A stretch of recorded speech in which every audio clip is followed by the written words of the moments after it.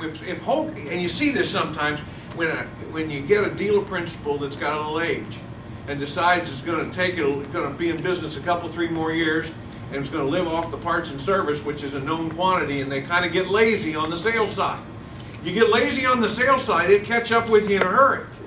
You aren't going to milk parts and service very long, I can tell you that. A couple years maybe, and then that starts to fall. So balance is important. The balance is, I use it 70-20-10, 70-20-10. 70 front end, 20 parts, 10 service. If you can get to that number, you've really got something going for yourself.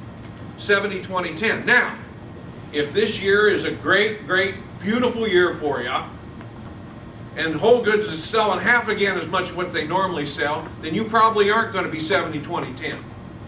Your number will be lower than 10, or your 20-10 might be 15-7. I'm okay with that as long as that balance is still about 2-to-1 between parts and service. If that balance is too far off, something's not right. If parts is way high or way low, 70-20-10. This guy looks fine. I've got no gripe with him. So, well, is that okay to move on? Sure. So 70-20-10 is your perfect balance, you're saying? Yes. 70 front end, 20 parts, 10 service. 70-20-10. Now, I'm not going to buy a sword and fall on it if I'm 72-18. You know, I want to be close enough for government work. You know what I'm saying?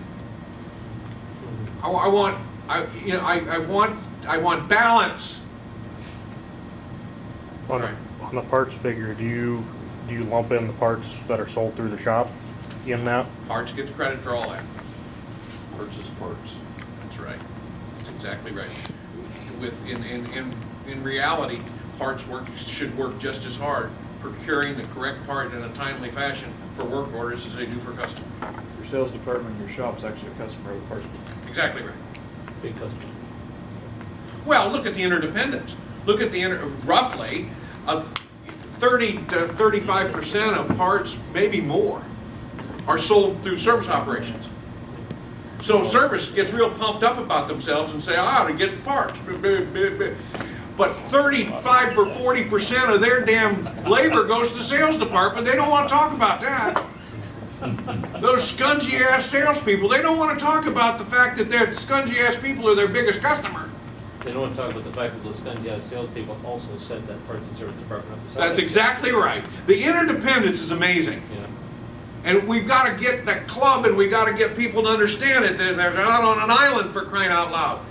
We cut our damn service volume by 1/3 if the salespeople didn't send us that work. We cut our parts volume by 30 to 40% if we don't have service people using our parts. For golly sakes. The interdependence is absolutely amazing. And sales relies on both parts and service, and you know it intuitively. Sales relies on parts and service aftermarket support to create the next sale, without a doubt. Your aftermarket can give you the advantage on the next one, or they can screw you forever. So the interdependence among the 3 departments is crucial. One of your biggest challenges is to take those silos and blow those son of a bitches up. Every time, now, do I like service guys bragging on the salespeople and having fun? Sure, that's part of business. Sure. But when they get serious about sales this, sales that, I'm going to put a stop to it. I'm going to put a stop to it. You realize that your top 2 service customers are, between sales and warranty, pick up almost half your labor hours? Those 2 customers. We better learn how to deal with those folks, both sides. Okay, let's move on to the next set of blocks. Now we're going to talk about margin. We're going to see if we've got any margin things. So I'm going to do the first one with you.